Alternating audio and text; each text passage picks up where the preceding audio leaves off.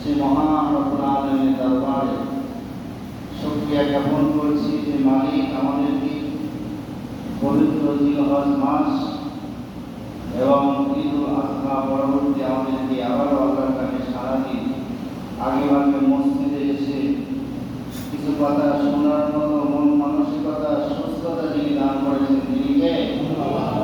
আমার আপনার মতো অনেকেই ঈদের ছুটিতে বেড়াইতে গিয়ে অসুস্থ, বিভিন্ন ঝামেলায় তারা আজকে নামাজ পড়বে কি পড়বে না তার কোনো গ্যারান্টি নেই। অথচ আল্লাহ তাআলা আমাদেরকে বাছাই করেছেন, কারণ জিলহজ মাস এটি পবিত্র একটি মাস। আল্লাহর নবী মুহাম্মদ রাসূলুল্লাহ সাল্লাল্লাহু আলাইহি ওয়াসাল্লাম তার জীবনে যতগুলো হজ করেছেন, কয়েক হজ করেছেন নবীজি উমরা করেছেন কয়টি? আলহামদুলিল্লাহ, মাশাআল্লাহ, জাযাকাল্লাহু খাইর। আল্লাহর নবী মুহাম্মদ রাসূলুল্লাহ সাল্লাল্লাহু আলাইহি ওয়াসাল্লাম তার জীবনে তিনি উমরা করেছেন 4টা জায়গা। তার ভিতরে একবার বাধাপ্রাপ্ত হয়েছিলেন হুদায়বিয়াতে, ঠিক কি না? হুদায়বিয়াতে বাধাপ্রাপ্ত হয়েছিলেন। তখন নবী করিম সাল্লাল্লাহু আলাইহি ওয়াসাল্লাম উমরা করার জন্য আসছেন। তো আল্লাহর নবী মুহাম্মদ রাসূলুল্লাহ সাল্লাল্লাহু আলাইহি ওয়াসাল্লাম জীবনে হজ করেছেন কয়বার? একবার। রাসূলুল্লাহ সাল্লাল্লাহু আলাইহি ওয়াসাল্লামের জীবনে যে 4টি বার তিনি উমরা করেছেন, সেই 4টি বার ছিল এই পবিত্র মাসের ভিতরে। 4টি যে মাস, পবিত্র মাস, তার ভিতরে একটি জিলহজ, জিলহজ, মুহররম, রজব, এই মাসগুলো পবিত্র মাস, ঠিক না? আল্লাহর নবী ওনার জীবন দশায় 4টি উমরা করেছেন, 4টি জিলহজ মাসে করেছেন। সুবহানাল্লাহ। তো এই বরকতপূর্ণ মাসে আল্লাহ তাআলা আমাদেরকে তার রাতে সারা দিয়ে জুমার নামাজের জন্য আমাদেরকে প্রস্তুত করে মসজিদে আসার মতো সুযোগ করে দিয়েছে। এই জন্য শুকরিয়া আদায় করে বলছি আলহামদুলিল্লাহ। লাখ করে দরুদ সালাম সাইয়্যিদুল মুরসালিন রাহমাতুল আলামিন সাইয়্যিদুস সালামিন ইমামুল মুরসালিন, বিশ্ব মানবতার মুক্তির দূত, আমার আপনার প্রিয় নবী, বিশ্ব নবী আকাই নামদার তাজদারে মদিনা জনাব মুহাম্মদ রাসূলুল্লাহ সাল্লাল্লাহু আলাইহি ওয়াসাল্লাম। তোমাদের উপস্থিতি কেমন আছেন আপনারা? যদি ঈদের ঈদ থেকে ঈদের পরবর্তী সময় আপনাদের সাথে সাক্ষাৎ হয়নি, ঈদের পরবর্তী শুভেচ্ছা জ্ঞাপন করছে আপনাদেরকে। আল্লাহ তাআলা ঈদ আমাদেরকে দান করেছিলেন।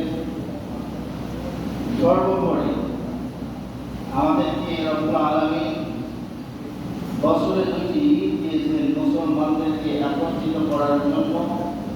আল্লাহর ঈদকে একত্রিতভাবে, তার রোজটাকে, তার রশিটাকে একত্রিতভাবে আটকিয়ে দেওয়ার জন্য। সুবহানাল্লাহ। ঈদের দিনকে আমরা বাড়িতে নামাজ পড়ি, কিতাবের ভিতরে এমন আসছে যে গ্রামের চাইতে শহরের মানুষ কম, ঠিক না? গ্রামের চাইতে ঢাকা শহরের মানুষ বেশি না নাটোর শহরের মানুষ বেশি? রাজশাহী বেশি না নাটোরে বেশি? শহরের মানুষদের জন্য ঈদুল আজহা, ঈদুল ফিতরের নামাজের কথা বলা হয়েছে। গ্রামের মানুষের জন্য ঈদের নামাজ নেই।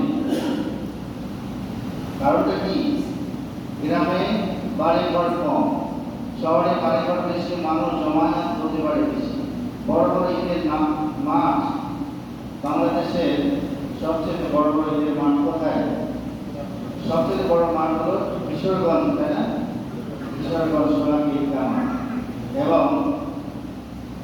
এবং জাতীয় ঈদগাহ মাঠ যেটা ঢাকাতে অবস্থিত, সেখানে কিন্তু বড় একটি ঈদের জামাত হয়।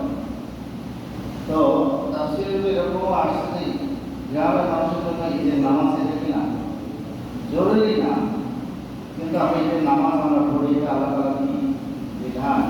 আল্লাহ তাআলা আমাদেরকে ঈদের নামাজ দিয়েছেন কিসের জন্য? প্রতি বছর যেটা ঈদ দেন আমাদেরকে একত্রিত করার জন্য। দেখবেন যখন ঈদ আসে, রমজানের ঈদ আসে, কোরবানির ঈদ আসে, তখন বিভিন্ন জায়গা থেকে মানুষগুলো ছুটে তার বাড়িতে মিলিত হয়, একটা ভ্রাতৃত্বের একটা বন্ধনে মিলিত হয়, হয় কি হয় না?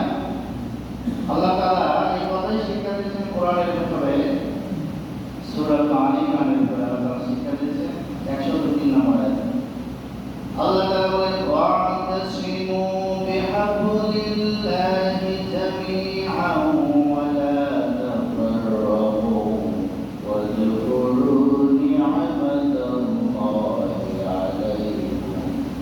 إذ كنتم أعداء فألف بين قلوبكم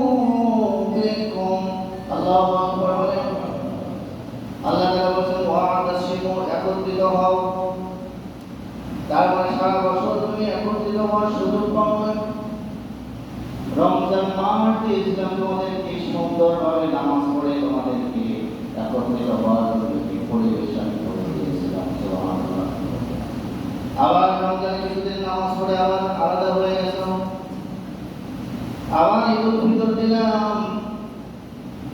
আমাদের এইদিকে তো ট্রেনে বেশিরভাগ মানুষ ট্রেনে ছাদেও আসে দেখা যায়, বিশেষ করে ময়মনসিংহের এলাকায় দেখবেন যে সমস্ত ট্রেনগুলো ঢাকাতে ঢোকে এমন কোনো ট্রেন নাই যে ট্রেনে মানুষ ছাদের উপরে চলাচল করে না, এমন ট্রেন আছে না? আমি যখন ঢাকাতে এয়ারপোর্টে চাকরি করতাম, প্রায় ট্রেন এখানে ময়মনসিংহ গফরগাঁও এই সমস্ত অঞ্চল থেকে আসতো, আর ঈদের পরবর্তীতে যত ট্রেন আসতো ছাদের উপরে মানুষ আসে না। তার মানে এই মানুষগুলোকে আল্লাহ তাআলা পাঠিয়েছেন কোথায়? আল্লাহ তাআলা পাঠিয়েছেন যাও গ্রামে যাও, মানুষের সাথে একটা মুআমালা করো, মানুষের সাথে একটি সম্পর্ক তৈরি করো। কারণ এই ইসলামটা আমাদেরকে আল্লাহ তাআলা যে বিধানটা দিয়েছেন এটা তুমি একা কিভাবে এটাকে প্রতিষ্ঠিত করতে পারবে না। এটাকে প্রতিষ্ঠিত করতে হলে সমাজের সামষ্টিক ক্রিয়া শক্তি আমাদের দরকার আছে না? আজকে ফিলিস্তিন কেন মার খাচ্ছে? সামষ্টিক শক্তির অভাব। কথা বলেন, গোটা বিশ্বে আজকে মুসলমানদেরকে নেতৃত্ব দেওয়ার লোকের অভাব, কথা বলার লোকের অভাব। আজকে আমরা সত্য কথা বলাটা ছেড়ে দিয়েছি কিনা? বিশ্বনবী মুহাম্মদ রাসূলুল্লাহ সাল্লাল্লাহু আলাইহি ওয়াসাল্লাম বলেন মান রাআ মিনকুম মুনকারান ফালিয়ুগাইয়িরহু বিয়াদিহি ফাইন লাম ইয়াস্তাতি' ফাবিলিসানিহি ফাইন লাম ইয়াস্তাতি' ফাবিকলবিহি ওয়া যালিকা আযআফুল ঈমান। সুবহানাল্লাহ।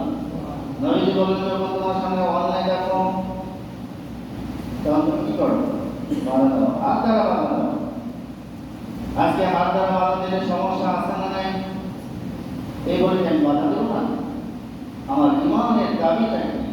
নবীজি যেটা নিষেধ করতে করার কথা বলতেছেন, আল্লাহ তাআলা যেটা আমাদেরকে হুকুম করতেছেন, প্রিয় ভাইরা আমার, সেই দিকে আমাদের খেয়াল করতে হবে।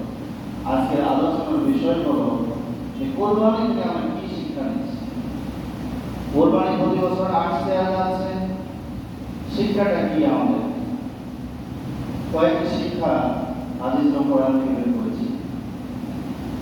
এক নম্বর শিক্ষা শুরুতে যে আয়াত তেলাওয়াত করেছি